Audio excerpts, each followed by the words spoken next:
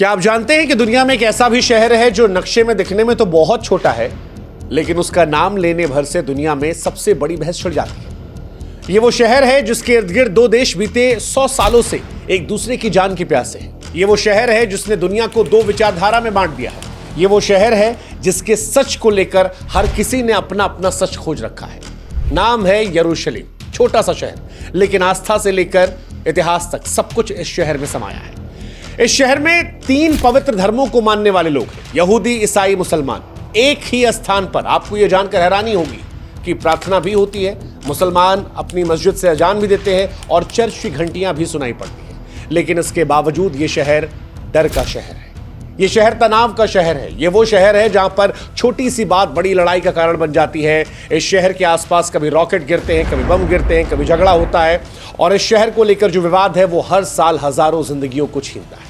शहर का नाम हमने आपको बता दिया, यरूशलेम है और इस शहर के आसपास विवाद है इजराइल और पैलेस्टीन का विवाद। आज इस शहर के साथ साथ हम आपको इजराइल और पैलेस्टीन विवाद की पूरी कहानी भी समझाएंगे, इतिहास भी बताएंगे, इंसानों का दर्द भी समझाएंगे आसान सरल शब्दों में। लेकिन उससे पहले हम आपसे गुजारिश करेंगे कि आप हमारे व्हाट्सएप ग्रुप से जुड़ें ताकि ऐसे वीडियोस आप तक और जल्दी पहुंच सकें। बीते एक हफ्ते में आप लोगों ने बहुत साथ दिया, 2.5-3 लाख लोग जुड़े हैं।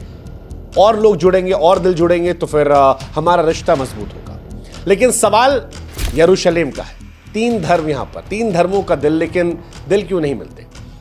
यरूशलेम को पवित्र भूमि कहते हैं। पवित्र भूमि इसलिए कहते हैं क्योंकि ये वो जमीन है जहां पर यहूदी, ईसाई, मुसलमान तीनों अपनी पूजा करते हैं, इबादत करते हैं। यही वजह है कि यरूशलेम इन तीनों धर्मों का दिल बन गया है। लेकिन जहां दिल होता है वहां पर इमोशंस होते हैं और जब बहुत सारे इमोशंस आते हैं तो वो टकराते हैं और जब टकराते हैं तो विवाद होता है। क्या विवाद है? यहूदी ये मानते हैं कि यरूशलेम उनकी आत्मा का हिस्सा है। यहूदियों का यह मानना है कि करीब 3000 साल पहले राजा दाऊद ने इस शहर को अपनी राजधानी बनाया था। उनके बेटे सोलोमन ने यहां पर एक भव्य मंदिर बनवाया था, टेम्पल माउंट। यह मंदिर सिर्फ ईंट पत्थर का नहीं बल्कि उनकी आस्था का केंद्र है। हालांकि समय बदला, 586 ईसा पूर्व में बाबिलोन के राजा ने इस मंदिर को नष्ट कर दिया, यहूदियों को गुलाम बना दिया। बहुत सालों बाद जब वो लौटे तो दूसरा मंदिर बनवाया जिसे सेकेंड टेम्पल कहा जाता है। हालांकि आज मंदिर वहां नहीं है, मंदिर की सिर्फ एक दीवार बची है जिसे वेस्टर्न वॉल कहते हैं। और यह दीवार यहूदियों के लिए कितनी खास है इसका अंदाजा इस बात से लगा सकते हैं कि दुनिया में यहूदी किधर भी हो, कहते हैं कि उस दीवार की तरफ देखकर ही वो अपनी इबादत करते हैं। ये दीवार यहूदियों के लिए सिर्फ पत्थर नहीं बल्कि उनकी टूटी हुई उम्मीदों और आस्था का प्रतीक है। अब बात करते हैं ईसाइयों की। ईसाइयों के लिए यरूशलेम क्या है? दरअसल ईसा मसीह का जन्म इसी धरती पर हुआ था। उन्होंने यहीं पर अपने विचार दिए, प्रेम और क्षमा की बातें की, लेकिन सजा मिली, सूली पर चढ़ा दिया गया। जिस जगह पर ईसा मसीह को अपने जीवन का आखिरी क्षण दिया, आज वो चर्च ऑफ द होली सेपल्चर खड़ा है। ईसाई ये मानते हैं कि यरूशलेम वही जगह है जहां पर ईसा मसीह की मृत्यु हुई और फिर पुनर्जीवित हुई। ये उनके लिए आस्था, बलिदान और चमत्कार की जमीन है। मुसलमानों की बात की जाए तो इस्लाम में यरूशलेम की अलग जगह है। यह माना जाता है कि पैगंबर मोहम्मद एक रात मक्का से यरूशलेम आए और यहीं से जन्नत की तरफ चले गए, जिसे इसरा और मिराज कहते हैं। और यहीं पर बनी है अल अक्सा मस्जिद और डोम ऑफ द रॉक, वो सुनहरा गुंबद जो यरूशलेम की पहचान है। और अल अक्सा मस्जिद की अपनी मुसलमानों में एक अहमियत है। मक्का मदीना के बाद यरूशलेम इस्लाम का सबसे ज्यादा तीसरा पवित्र शहर है। यानी आसान शब्दों में समझे तो एक शहर है लेकिन 3 धर्म है, 3 दावे हैं। लेकिन सवाल यह है कि क्या यह शहर सबको जोड़ता है या तोड़ता है, बांटता है? और शायद सवाल में ही पूरी कहानी छुड़ी है। लेकिन इस कहानी को समझने के लिए आपको यहूदियों को समझना पड़ेगा और यहूदियों के दर्द को जानना पड़ेगा। जब कोई भी अपना घर छोड़ता है तो उसकी यादें पीछे नहीं रुकती हैं, वो चलती रहती हैं। यहूदियों के साथ यही हुआ था। रोमन साम्राज्य ने यरूशलेम को तहस नहस कर दिया, यहूदियों को वहां से निकाल दिया गया, उनके मंदिरों को मिटा दिया गया। हालांकि यरूशलेम उनके दिल में बसा रहा। इस शहर का नाम भी बदल दिया गया था, एलिया कैपिटोलिनिया रख दिया गया था। लेकिन यहूदी दुनिया के किसी भी कोने में रहे, हर दुआ में कहते रहे नेक्स्ट ईयर इन यरूशलेम। सदी दर सदी बीतती रही। यूरोप और एशिया के कई देशों में यहूदियों को सताया गया, उन पर हमले हुए, उन्हें दूसरे दर्जे का नागरिक माना गया। हालांकि यहूदियों ने अपना सपना नहीं छोड़ा। वो सवाल जिंदा रखा कि क्या हम दोबारा उस जमीन पर लौटेंगे जहां से निकाला गया था।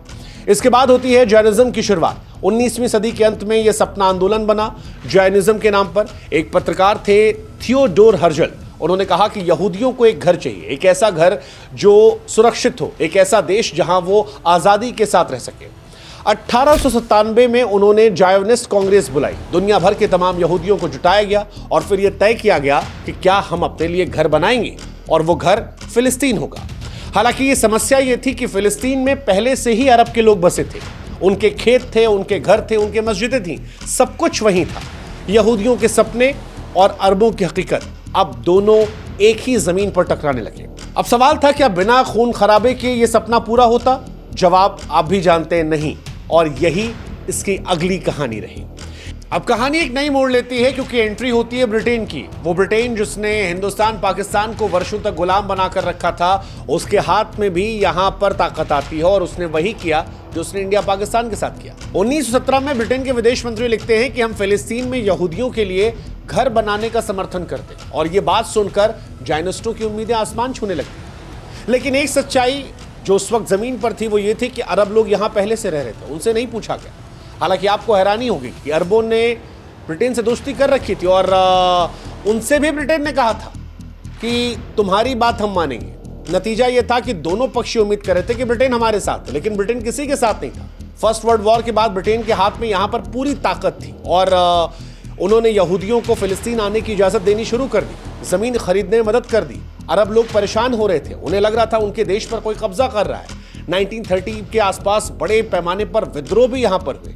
हालांकि ब्रिटेन की हमेशा से एक पॉलिसी रही है, बांटो राज करो। यहूदियों और अरब को भी उन्होंने आपस में लड़ाया ताकि वो अपनी पोजीशन सिक्योर कर सके, वैसे ही जैसे इंडिया और पाकिस्तान के बीच में उन्होंने किया। हिंदू मुसलमान को लड़ाया और फिर जाते जाते एक बवाल छोड़ गए ताकि तुम बढ़ ना पाओ, एक विषय में उलझे रहो। फिलिस्तीन में एग्जैक्टली उन्होंने यही किया। वादे बहुत सारे किए, किया कुछ नहीं। जैसे भारत में 1947 में जल्दबाजी में आजादी दी और खून की नदियां बहती देखी, वैसे ही फिलिस्तीन के साथ भी हुआ। अब फिलिस्तीन की जिम्मेदारी यूएन पर थी और यूएन ने जो प्रस्ताव रखा वो बताएं, उसी बीच में एक ऐसी घटना हो गई जिसने बताया कि इतिहास कितना बेरहम हो जाता है।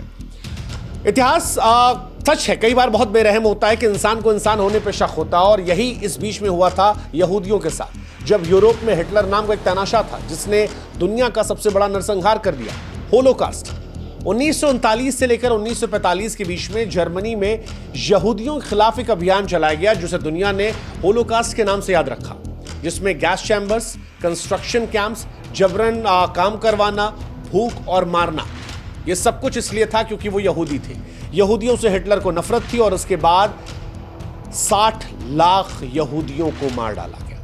बच्चे, बूढ़े, औरतें, इन तमाम लोगों को मार डाला गया। वो एक अपने आप में एक अलग कहानी है जिस कहानी को कभी और सुनाएंगे। लेकिन दुनिया इस हादसे से कांप उठी। यहूदियों को अब सिर्फ एक चीज़ चाहिए थी, वो थी अपनी ज़मीन, अपना देश, जहां बिना डर के वो रह सकें। और तभी 1947 में संयुक्त राष्ट्र ने एक प्रस्ताव जारी किया जिसमें फिलिस्तीन को 2 हिस्सों में बांट दिया गया। 56% हिस्सा यहूदियों को बांटा गया जिसे इजराइल कहा गया। 43% हिस्सा अरबों को दिया गया जिसे फिलिस्तीन कहा गया। कहा गया कि यरूशलेम जो है वो अंतर्राष्ट्रीय शहर बनेगा और ना ये यहूदियों के पास होगा ना अरब के पास, किसी एक का नहीं होगा। यहूदी नेताओं ने इस प्रस्ताव को स्वीकार कर लिया क्योंकि उन्हें अपना घर दिख रहा था, बड़ी जगह मिल गई थी। लेकिन अरब के नेताओं ने इसे सिरे से खारिज कर दिया। उनके अनुसार कोई और आकर उनकी जमीन कैसे बांट सकता है। और सबसे बड़ी बात, अरब वालों को लग रहा था कि जिस हिसाब से हमारी आबादी उस हिसाब से हमें जगह कम दी गई है, यहूदियों को जगह ज्यादा दी गई है। लेकिन तभी युद्ध के दौर की शुरुआत होती है। 14 मई 1948 को ब्रिटेन ने फिलिस्तीन से हाथ खींच लिए और उसी दिन यहूदियों ने इजराइल की स्थापना की घोषणा कर दी। अगले ही दिन अरब देशों जिसमें मिस्र, जॉर्डन, सीरिया, लेबनान, इराक, इन सब ने मिलकर इजराइल पर हमला कर दिया। यह था पहला अरब इजराइल युद्ध।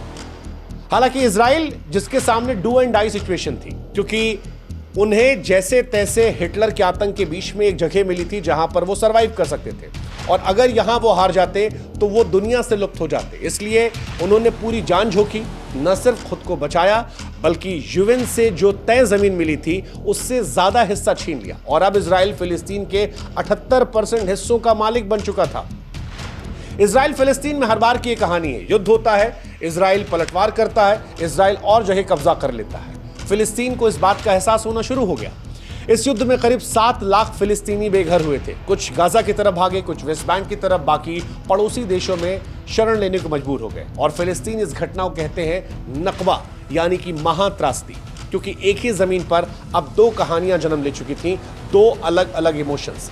एक इमोशंस यहूदियों का था जिनके लिए यह दिन आज़ादी का दिन था, और दूसरा इमोशन फिलिस्तीनियों का था जिन्होंने अपने घर, अपनी जमीन, अपनी पहचान को खो दिया था। अब संघर्ष सिर्फ जमीन का नहीं था बल्कि ये पहचान का युद्ध बन गया था। अब इजराइल एक देश बन चुका था, लेकिन सिर्फ कागजों पर नहीं। एक ऐसा सपना जो सदियों से यहूदी देख रहे थे वो हकीकत बन गया था, और इस सपने को पूरा करने के लिए एक कानून बनाया गया, लॉ ऑफ रिटर्न। क्या था यह कानून? दरअसल 1950 में इजराइल की संसद में कानून पास किया गया कि दुनिया में कोई भी यहूदी कहीं भी रह रहा है वो इजराइल वापस लौट सकता है, उसे तुरंत यहां की नागरिकता दे दी जाएगी। यह सिर्फ एक राजनीतिक निर्णय नहीं था बल्कि एक इमोशनल निर्णय था, ऐतिहासिक निर्णय था। यहूदियों को संदेश था कि तुम दुनिया में जहां भी हो, तुम्हारा घर वापस मिल गया है और तुम अपने घर लौट सकते हो, तुम्हारा घर इंतजार कर रहा है। इसके बाद रूस, Poland, Germany, Yemen, Morocco, Ethiopia, Bharat, हर जगह से यहूदी वापस लौटने लगे। कुछ ने घर बेचे, कुछ ने सैकड़ों साल पुरानी जड़ें छोड़ी, कुछ तो सिर्फ एक बैग उठाकर वापस लौट गए। और ये कोई आम वापसी नहीं थी, ये उनके लिए इमोशनल वापसी थी, ये उनके लिए घर वापसी थी। लेकिन जब घर वापसी होती है तो किसी और की विदाई होती है। जैसे जैसे यहूदी वापस आ रहे थे, जमीन की मांग बढ़ रही थी, नई नई बस्तियां बन रही थी। कई बार ये बस्तियां वहां बनाई जा रही थी जहां फिलिस्तीनियों का घर हुआ करता था, और फिलिस्तीनियों को यह लग रहा था कि कानून एक तरफा हो गया है, उनकी जमीन अब धीरे धीरे कानूनी तरीके से कब्जा की जा रही है। इजराइल ये कहता रहा कि ये हमारा वादा है, ये हमारी हक का जमीन है। फिलिस्तीन कहते रहे ये हमारी जमीन है, हमारे बुजुर्गों की मिट्टी है, हमारे बाप दादा यहीं पैदा हुए, यहीं मरे थे। एक जमीन जिसकी दो सच्चाई थी, दो वादे थे, संघर्ष दोनों का था, लेकिन यह संघर्ष अब युद्धों के दौर में तब्दील होने वाला था। क्योंकि 1948 के युद्ध के बाद यहां कोई शांति नहीं आई। आने वाले सालों में एक के बाद एक युद्ध होते रहे, हर बार एक नई कहानी आती थी, लेकिन दर्द वही पुराना। साल 1956 में मिस्र के राष्ट्रपति नासर ने सुएज नहर को राष्ट्रीय बना दिया और इजरायली जहाजों के लिए रास्ता बंद कर दिया। इजराइल ने ब्रिटेन और फ्रांस के साथ मिलकर हमला किया, जीत हासिल की, हालांकि अंतर्राष्ट्रीय दबाव में पीछे हटना पड़ा।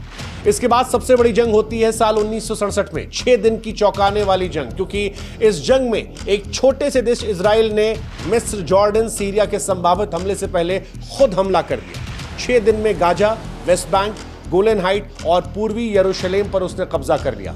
यरूशलेम एक बार फिर से यहूदियों के हाथ में था और वेस्टर्न वॉल एक बार फिर उनकी प्रार्थनाओं का केंद्र बन गई थी। लेकिन जब ये युद्ध हुआ तो इस युद्ध ने इजराइल की जीत को अरब देशों के अंदर आक्रोश में भर दिया। अरब देश आक्रोश में भर गए थे। फिर साल 1973 में योम किप्पुर युद्ध होता है। मिस्र और सीरिया ने इजराइल पर अचानक हमला किया। यहूदियों के पवित्र दिन योम किप्पुर पर युद्ध लंबा नहीं चला, लेकिन भारी नुकसान हुआ। हालांकि इजराइल ने फिर एक बार खुद को बचाया। हालांकि यह साफ हो गया था कि यह क्षेत्र अब शांत नहीं पड़ने वाला है। लेकिन जो हमने आपसे पहले कहा, हर युद्ध के बाद 2-3 चीजें होती गई। एक, युद्ध के बाद नई नई सीमाएं बनती गई, इजराइल का दायरा बढ़ता गया, नई नफरतें जन्म लेती गई और शांति और ज्यादा दूर होती चली गई।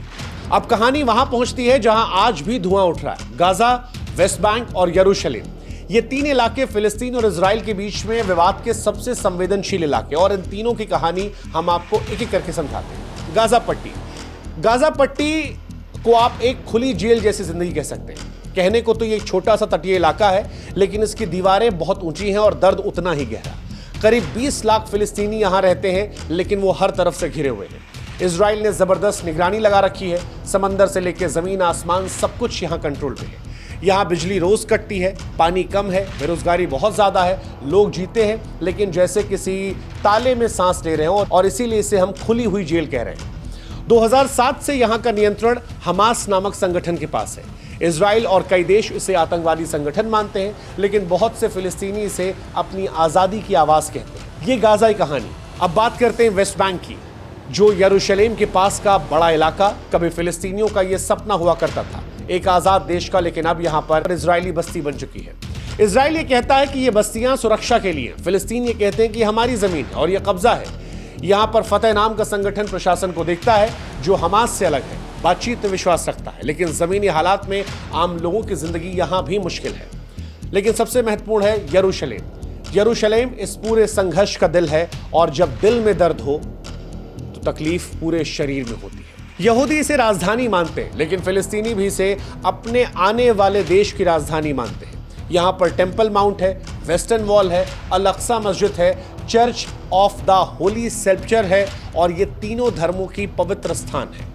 यही वजह है कि यहां पर छोटी सी घटना भी बहुत बड़ा धमाका कर देती है। पुलिस की एक कार्रवाई, कोई यहूदी समूह का दौरा, कोई भाषण, सड़कों पर आंसू, गैस, रॉकेट, गोलियां। यरूशलेम वो जगह है जहां पर आस्था और सत्ता दोनों एक दूसरे से टकराते रहते हैं और ये टकराव अभी भी जारी है। और इन्हीं सब की वजह से विद्रोह होता है और विद्रोह जन्म ले रहा है पीएलओ के तौर पर। पीएलओ एक आंदोलन जो एक राष्ट्र बनना चाहता था। 1964 में दरअसल पीएलओ बना था, पैलेस्टाइन लिबरेशन ऑर्गेनाइजेशन। इसका मकसद साफ था कि इजराइल को हटाया जाएगा, फिलिस्तीन को आजाद देश बनाया जाएगा। इस संगठन के चेहरे के तौर पर सामने आए थे यासिर अराफात, एक नेता जो बंदूक लेकर खड़ा हुआ लेकिन बाद में बातचीत की मेज तक पहुंचा। एक ऐसा नेता जिसके हिंदुस्तान से रिश्ते बहुत अच्छे थे और जब तक ये जिंदा थे तब तक फिलिस्तीन को देखने का नजरिया बहुत अलग था। पीएलओ ने कई हिंसक हमलों को अंजाम दिया। सबसे कुख्यात घटना 1972 के म्यूनिक ओलंपिक में इजरायली खिलाड़ियों की हत्या हुई थी। दुनिया दहल गई थी। पीएलओ को आतंकवादी कहा जाने लगा, लेकिन दूसरी तरफ बहुत से फिलिस्तीनी इसे अपना एकमात्र रिप्रेजेंटेशन मानते थे, जो उनकी आवाज थी, उनका स्वाभिमान था। 1987 में गाजा की गलियों में एक नया नाम गूंजा, हमास।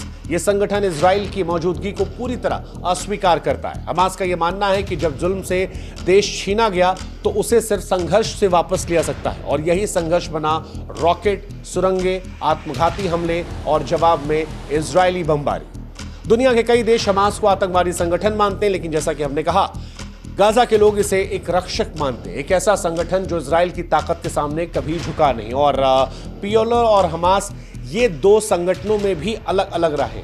पीएलओ फिलहाल वो संगठन है जो बातचीत की राह चाहता है, एक वेस्ट बैंक को संभालता है, दूसरा गाजा, और इसी बीच आम फिलिस्तीनी फंसा रहता है, कहीं उम्मीद के बीच, कहीं हिंसा के लपटों के बीच। अब सवाल है कि यरूशलेम जो इलाका है वो आग है या आस्था का जरिया। यरूशलेम, जैसा कि हमने बार बार बताया, कि एक स्थान है जहां मंदिर की प्रार्थना गूंजती है, मस्जिद की अजान होती है, चर्च की घंटियां, लेकिन डर, शक भी हर तरफ बैठा हुआ है। छोटी सी बात पर विस्फोट होते हैं, पत्थर फेंके जाते हैं, गोलियां चलती हैं, रॉकेट दागे जाते हैं, जवाब बमबारी होती है। ये एक ऐसा दायरा है जहां पर हर क्रिया की प्रतिक्रिया होती है और ये खतरनाक होती है। और 2023 से ये क्रिया चल रही है। 7 अक्टूबर 2023 गाजा से हमास ने इजराइल पर एक बड़ा हमला किया। सैकड़ों लोग मारे गए, कई घायल हुए। इसके जवाब में इजराइल ने गाजा पर जबरदस्त बमबारी की। स्कूल, अस्पताल सबको चपेट में आ गए। हजारों मर गए, लाखों बेघर हो गए, बच्चे अनाथ हो गए, परिवार बिखर गया। दुनिया देख रही है कैसे लड़ाई चल रही है, लेकिन एक सवाल जो सबके दिल में है कि क्या यरूशलेम कभी शांति देखेगा? क्या यह शहर सिर्फ भगवान का घर रहेगा या इंसान की नफरत का अखाड़ा रहेगा? यहाँ मंदिर तो फिर से बन सकती है, मस्जिद की मीनारें चमक सकती हैं, चर्च की घंटियां बज सकती हैं, लेकिन क्या यहाँ के इंसान बदलेंगे? क्योंकि शहर वही है, पत्थर वही है, दीवारें वही है, लेकिन लोगों के दिलों में एक दूसरे को लेकर जो नफरत है वो बहुत ज़्यादा गहरी हुई है। और यहीं से बीते दिन ये खबर आई थी कि 14,000 बच्चों की मौत हो सकती है, जिसे कुछ ने अतिशयोक्ति माना था तो कुछ ने इजराइल के उस पाबंदी का असर बताया था जिसके चलते हजारों बच्चों की जान जाती है। दोनों के अपने अपने सच हैं, लेकिन इन सच के बीच में एक सवाल जो दुनिया में उठता रहता है कि इजराइल और फिलिस्तीन में कौन सही है, कौन गलत है, या और आसान करते हैं सवाल, किसकी गलती ज्यादा है? अब ये सवाल बहुत मुश्किल सवाल है, क्योंकि जब दो लोग एक ही दर्द को महसूस कर रहे हो तो ये तय करना कि किसकी गलती ज्यादा है या किसका दर्द ज्यादा है, ये बड़ा कठिन हो जाता है। इसलिए हम दोनों पहलू आपके सामने रख देते हैं। यहूदी कहते हैं कि ये हमारी जमीन थी, हजारों साल पहले हमारे बाप दादा पूर्वज यहां रहते थे, हमारा मंदिर यहां था, हमारे राजा यहां थे, हमारी यादें यहां थी। वो कहते हैं हमने बहुत कुछ सहा है, यूरोप में हमारे साथ भेदभाव हुआ है, होलोकास्ट में हमारे साथ नरसंहार हुआ है, हमारे लिए दुनिया में कोई घर नहीं था, हमें सिर्फ एक सुरक्षित स्थान चाहिए था और हम वहां लौटे हैं जो हमारी पुरखों का इलाका है, हमारी जमीन रही है। इजराइल ये कहता है कि हम अपनी सुरक्षा के लिए मजबूर हैं। हमास जैसे आतंकी संगठन जब रॉकेट बरसाएंगे, सुरंगें बनाएंगे, बम फोड़ेंगे तो हम बचाव करने के लिए उन पर भी हमला करेंगे। हमने अपने आप को मजबूत किया है, आधुनिक सेना बनाई है, मिसाइल डिफेंस सिस्टम है, आयरन डोम है। वो कहते हैं तकनीक हमारे पास है, लेकिन दर्द हमारे अंदर भी है और हमारा दर्द भी दुनिया को समझना पड़ेगा। ये इजराइल की कहानी है। फिलिस्तीन की कहानी है कि ये हमारी जमीन थी, हमारे खेत थे, हमारे घर थे, हमारी मस्जिद थी, हम सब यहीं रहते थे। 1948 में हमें निकाल दिया गया हमारे घरों से और आज हम शरणार्थी बने बैठे हैं। गाजा और वेस्ट बैंक में हमारी जिंदगी कैद है। चेक पॉइंट, दीवारें, पाबंदियां हर रोज हमें झेलना पड़ता है। वो कहते हैं कि हम हथियार नहीं रखते, हवाई जहाज नहीं चला सकते, यहाँ की आज़ादी से आ जा नहीं सकते। कई फिलिस्तीनी हमास को एकमात्र रास्ता मानते हैं क्योंकि वो संगठन दिखाता है कि दुनिया को हम भी जवाब देना जानते हैं। अब ये फिलिस्तीन का सच है। वो कहते हैं कि हमारे बच्चे हर रोज मर रहे हैं, औरतें मर रही हैं। उनकी ये कहानी है और इस कहानी को सुनने के बाद ऐसा लगता है कि दोनों पक्षों की कहानी में दर्द है, दोनों की अपनी अपनी कहानी है। इजराइल की सुरक्षा की चिंता जायज है, लेकिन फिलिस्तीनियों को जो रोजमर्रा की तकलीफें हो रही हैं वो भी सच है। जब सुरक्षा जरूरत बन जाए और आजादी सपना रह जाए तो संघर्ष अनंत हो जाता है। इस विवाद में कोई एक विलन नहीं है, कोई एक हीरो नहीं है। ये इंसानों की बनाई एक ऐसी उलझन है जिसमें हर पक्ष कभी सही लगता है और कभी गलत लगता है। शायद समाधान सिर्फ तब निकलेगा जब दोनों पक्ष सिर्फ अपने दर्द को नहीं बल्कि दूसरे के दर्द, दूसरे के आंसुओं को भी समझेंगे। और क्या ये कभी होगा? इसी सवाल का जवाब पूरी दुनिया चाहती है और इसका इंतजार दुनिया कर रही है। अब सवाल ये कि हिंदुस्तान का रुख क्या है, हम किधर हैं? क्योंकि एक कॉमन परसेप्शन इंडिया में ये है कि हिंदू सपोर्ट करते हैं इजराइल को, मुसलमान सपोर्ट करते हैं फिलिस्तीन को। इस संघर्ष में भारत सरकार की भूमिका क्या है? भारत ये जानता है कि यरूशलेम एक संवेदनशील मसला है। कहीं भी एक तरफ ज्यादा झुकाव से ज्यादा जरूरी है समझदारी। भारत के इजराइल के साथ गहरे रिश्ते हुए हैं, खासकर 1990 के बाद। तकनीक, हथियार, खेती, सुरक्षा, इन सब में इजराइल इंडिया का बहुत अच्छा दोस्त है। जैसे इजराइल वो दोस्त है जो कश्मीर के मसले पर हमेशा से भारत के साथ खुलकर खड़ा रहा है और उसने खुलकर कहा है कि हम कश्मीर को भारत का हिस्सा मानते हैं और पीओके पर चर्चा। इस वजह से एक बड़ा सेंटीमेंट इंडिया का इजराइल की तरफ जाता है। इजराइल भारत को तमाम हथियार देता है, मिसाइल डिफेंस सिस्टम, ड्रोन देता है। दोनों देश आतंकवाद के खिलाफ मिलकर लड़ते हैं। जल संरक्षण, स्मार्ट कृषि में इजराइल की तकनीक भारत के किसानों के लिए वरदान साबित हुई है। इनफैक्ट 2017 में जब प्रधानमंत्री मोदी इजराइल गए थे तो ये पहली बार था जब कोई इंडियन प्राइम मिनिस्टर वहां गया था। ऐतिहासिक यात्रा थी, दोनों देशों के रिश्ते मजबूत हुए थे। हालांकि इसका मतलब ये नहीं है कि इंडिया फिलिस्तीन के साथ नहीं रहा है। भारत का इतिहास फिलिस्तीन के साथ बहुत गहरा रहा है। आज़ादी के बाद भारत ने हमेशा से फिलिस्तीन के हक में बात की है। 1980 में भारत ने पीएलओ को आधिकारिक तौर पर मान्यता दी थी। यासर अराफात जो थे वो भारत के करीबी मित्रों में रहे। इंदिरा गांधी से उनके रिश्ते बहुत अच्छे थे। भारत ने फिलिस्तीन को आर्थिक, शिक्षा और स्वास्थ्य के क्षेत्र में लगातार मदद की है और यह समर्थन आज भी जारी है। भारत के रिश्ते इजराइल से मजबूत हुए हैं, लेकिन इसका मतलब ये नहीं है कि उसने फिलिस्तीन का साथ छोड़ा है। हालांकि इस रिश्ते में संतुलन की नीति जरूरत है। भारत की नीति ऐसी है कि हम इजराइल के दोस्त हैं लेकिन फिलिस्तीन के समर्थक हैं और शांति के हम पक्षधर हैं। भारत ये मानता है कि इस विवाद का हल सिर्फ बातचीत से निकल सकता है, युद्ध से नहीं। और शायद यही वजह है कि भारत दोनों पक्षों में संवाद बनाए रखने की कोशिश करता है बिना झुके हुए। लेकिन भारत की बड़ी आबादी इस इजराइल फिलिस्तीन विवाद को लेकर दो हिस्सों में बटी है, जिसमें बहुसंख्यक आबादी हिंदू वो इजराइल के साथ नजर आती है और मुसलमानों की आबादी एक तरफा फिलिस्तीन के साथ नजर आती है। इजराइल और फिलिस्तीन के विवाद में यरूशलेम सिर्फ एक शहर नहीं, एक सपना है, एक संघर्ष है और सबसे बढ़कर इंसानियत की परीक्षा है। यहां आस्था है, अहंकार है, इतिहास है, दर्द भी है। एक ही जमीन पर जब यहूदी अपने पूर्वजों की यादों को खोजते हैं, मुसलमान अपने पैगंबर की परछाइयों को देखते हैं और ईसाई ईसा मसीह के कदमों के निशान ढूंढते हैं, तब यह लगता है कि यह शहर एक धार्मिक संगम है। लेकिन जब ये आपस में टकराते हैं तो लगता है कि यही शहर सबसे बड़े घाव है। सवाल ये कि क्या कभी शांति होगी? इतिहास कहता है कि जब भी तलवारें चलती हैं शहर जलते हैं, लेकिन इतिहास ये भी बताता है कि जब भी बातचीत हुई है दरवाजे खुले हैं। यरूशलेम का हल शायद किसी नई बमबारी से नहीं बल्कि किसी नई सोच में छिपा हुआ है। एक सोच जो कहे हमारे मंदिर, मस्जिद, चर्च बचे लेकिन सबसे पहले इंसान बचे। हमारे विश्वास कायम रहे लेकिन दूसरों की आस्था का सम्मान बचा रहे। भारत जैसी सोच होनी चाहिए कि दोस्ती दो तरफ भी हो सकती है बगैर नफरत के। हम एक पक्ष के साथ खड़े होकर भी दूसरे पक्ष के दर्द को समझ सकते हैं। और शायद दुनिया जब इसी रास्ते पर जाएगी तभी इजराइल फिलिस्तीन युद्ध का अंत होगा, क्योंकि ये युद्ध तलवारों से नहीं खत्म होगा, यहाँ पर दोस्ती की जरूरत है। अब सवाल आपसे भी है, आप क्या सोचते हैं? क्या इस शहर की किस्मत बदल सकती है? क्या एक दिन ऐसा आएगा जब वेस्टर्न वॉल पर प्रार्थना होगी, अलक्सा में सजदा होगी और चर्च में प्रार्थना होगी बिना डर के?